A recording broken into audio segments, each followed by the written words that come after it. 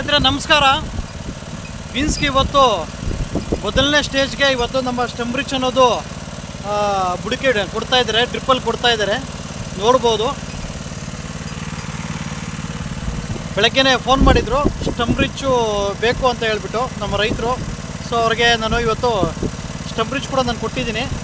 So ಅದೇ ರೀತಿ ಇವಾಗ ಡ್ರಿಪ್ಪಲ್ಲಿ ಕೂಡ ಅವರು ಕೊಡ್ತಾ ಇದ್ದಾರೆ. ಇನ್ನೇನು ಆಲ್ಮೋಸ್ಟ್ ಎಲ್ಲ ಮುಗೀತು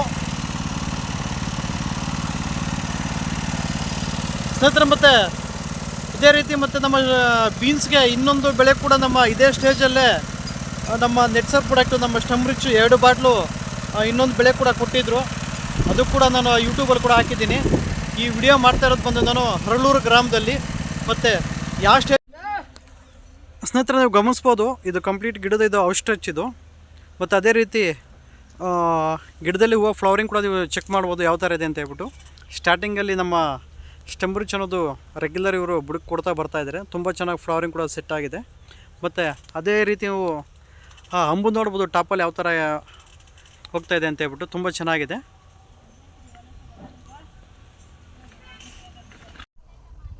ಸ್ನೇಹಿತರೆ. ಮತ್ತು ಅದೇ ರೀತಿ ನೀವು ಕಾಯಿ ಕ್ವಾಲಿಟಿ ನೋಡ್ಬೋದು, ಕಾಯಿ ಲೆಂತ್ ಕೂಡ ನೀವು ಗಮನಿಸ್ಬೋದು ಯಾವ ಥರ ಇದೆ ಅಂತ ಹೇಳ್ಬಿಟ್ಟು.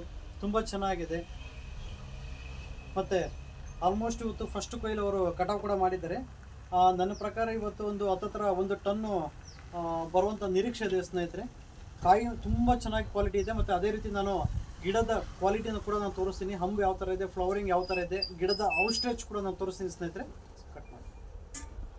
ಸ್ನೇಹಿತರೆ ನೀವು ನೋಡಿದ್ರಲ್ಲ, ಹಂಬು ಚೆನ್ನಾಗಿ ಹೋಗೋದಕ್ಕೆ, ಫ್ಲವರ್ ಚೆನ್ನಾಗಿ ಸೆಟ್ ಆಗೋದಕ್ಕೆ, ಎಲೆ ಕ್ವಾಲಿಟಿ ಬರೋದಕ್ಕೆ, ಮತ್ತು ಎಲೆ ನಿಮಗೆ ಥಿಕ್ನೆಸ್ ಬರೋದಕ್ಕೆ ಕಂಪ್ಲೀಟು ಇಷ್ಟು ಥರ ಒಂದು ಆ ಬೀನ್ಸಲ್ಲಿ ನಮ್ಮ ಸ್ಟೆಂಬ್ರಿಚ್ ಅನ್ನೋದು ಕೆಲಸ ಮಾಡುತ್ತೆ. ನಿಮಗೇನಾದರೂ ಬೇಕಾದರೆ ಖಂಡಿತ ನೀವು ನನಗೆ ಕಾಲ್ ಮಾಡ್ಬೋದು ಸ್ನೇಹಿತರೆ.